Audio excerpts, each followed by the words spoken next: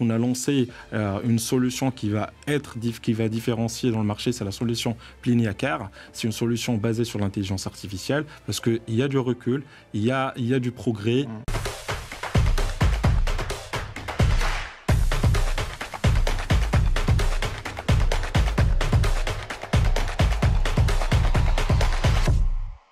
Parlons business et parlons santé. Aujourd'hui, nous allons aussi évoquer le consulting et l'informatique. Je reçois non pas un invité, mais deux invités. Ahmed Amrani, bonjour. Bonjour. Si Mohamed Amrani, bonjour. Bonjour Dylan. Alors, difficile de cacher, eh bien, vous êtes jumeaux tous les deux. Exactement. J'avoue qu'en 25 ans de télé, c'est la première fois que je reçois comme ça des jumeaux, que je fais une double interview. Ah bah c'est génial. C'est une première. Bon, vous allez bien? Parfait. Je crois que vous venez spécialement du Maroc d'ailleurs. Exactement, je viens d'atterrir. Pour l'interview. Exactement, spécialement pour ça, pour cette interview. Alors vous êtes à la tête du Plénitude Group, vous faites beaucoup de choses. Quelles sont vos missions? Notre mission principalement, c'est d'apporter de la valeur à l'écosystème santé et tout ça pour contribuer à la qualité des soins. L'idée, c'est d'offrir des solutions avec nos lignes de métier, principalement les logiciels et les solutions. Deuxièmement, on a la data market. Et troisièmement, on a la partie BPO, tout ce qui est corporate services. Toute la première partie, quelle est notre base de principale activité, c'est la partie logiciel et solutions. C'est là qu'on trouve les solutions IADA. Je dis bien les solutions IADA parce que... Alors, le logiciel IADA, c'est le logiciel que vous développez. Exactement. Vous misez tout dessus. C'est une marque internationale que nous avons développée. Ouais. On a misé un gros budget de recherche et développement depuis des années. Ouais. Et aujourd'hui, elle a une très belle part du marché. C'est un logiciel solide, le plus, je dirais, solide et évolutif dans le marché du Royaume du Maroc. Concrètement, il sert à quoi ce logiciel? Le logiciel IADA, c'est un logiciel, c'est une solution métier dédiée aux médecins pour la gestion de son quotidien, depuis l'admission du patient, tout en passant par la partie traitement, adapté à chaque spécialité médicale. Donc, chaque médecin, il se trouve au niveau du logiciel IADA. Donc, le logiciel, la particularité qu'on a adapté notre solution en collaboration, en contribution avec une bonne partie des médecins en recherche, des équipes de recherche et en développement. Donc, ils nous ont contribué à faire sortir une solution complète sur le marché. Ça aide à améliorer la qualité des soins pour les professionnels de santé? Exactement, exactement. Comment on peut contribuer au niveau de la qualité des soins? C'est le moment qu'on contribue au niveau de l'épanouissement chez les professionnels de santé. Donc, au moment qu'il est épanoui, donc automatiquement, ça aide à l'amélioration des qualités du soin. Alors pourquoi vous êtes dans ce domaine de la santé? Qu'est-ce que vous voulez développer comme métier autour de ça? Pourquoi on est dans le domaine de la santé? Parce que historiquement, nous, on avait nos sociétés qui opèrent dans le service numérique dédié aux professionnels, B2B.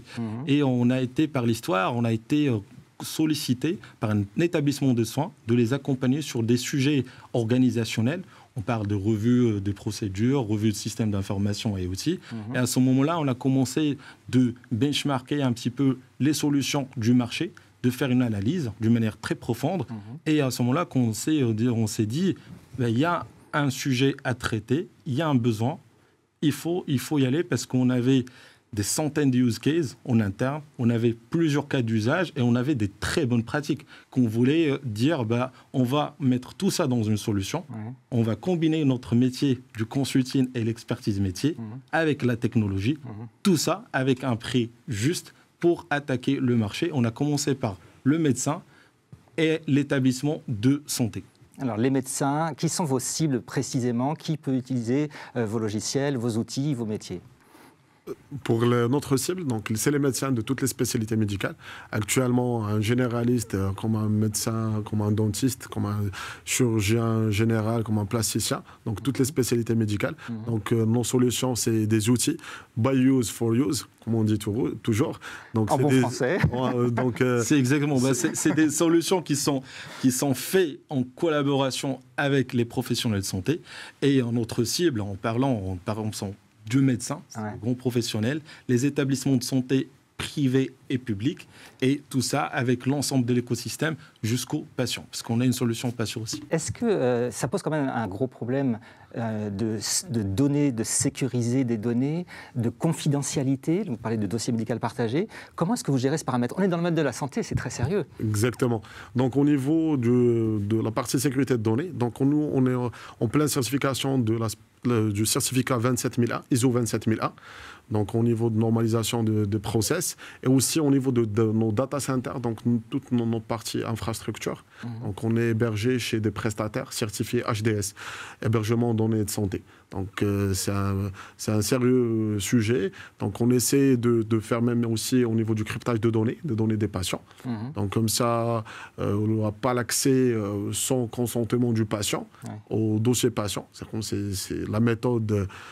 C'est une méthode complexe, mais ce n'est pas légitime au niveau des données patients, au niveau des données santé. Moi, je complète une chose, parce que le sujet de sécurité de données, c'est le sujet d'aujourd'hui, de demain et de toujours.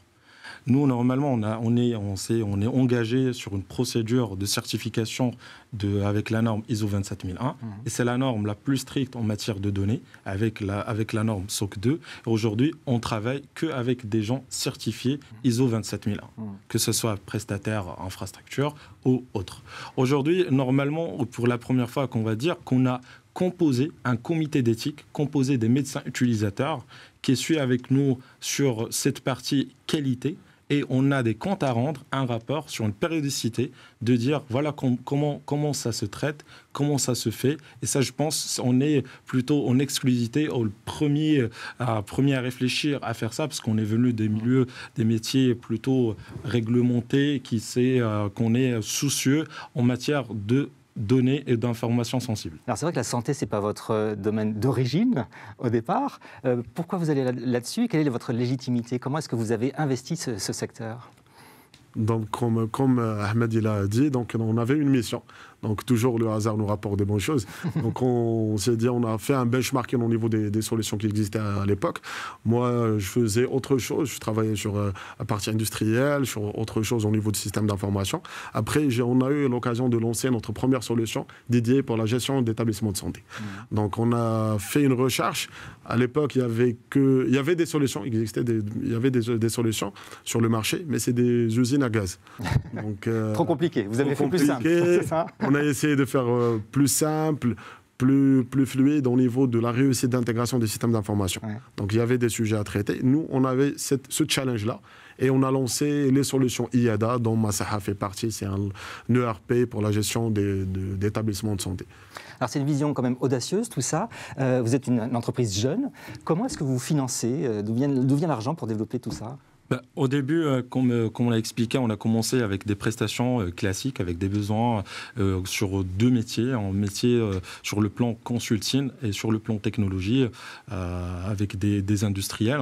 Et on a financé toute la partie R&D. Aujourd'hui, on est en plein négociation avec des tours de table pour accompagner surtout notre vision plutôt, aujourd'hui on est à l'international, et cette vision plutôt globale qu'on a besoin d'un tour de table, plutôt un partenaire financier et un partenaire stratégique. Donc des partenaires, vous voulez communiquer, vous voulez investir l'Europe, en plus de la France et de l'Europe? Aujourd'hui, on est présent en Europe, en France, en Espagne et en Belgique. Et on est très content parce que c'est un marché qu'on connaît surtout sur le marché marché français, parce qu'on est, moi je vis à Paris, on connaît parfaitement le système santé qu'il est plutôt, je dirais, qu'il a une très très belle maturité, qu'on est d'ailleurs fiers de contribuer sur ce beau secteur. Il y a des acteurs solides, c'est pour ça qu'on a lancé une solution qui va différencier dans le marché, c'est la solution Pliniacare. C'est une solution basée sur l'intelligence artificielle,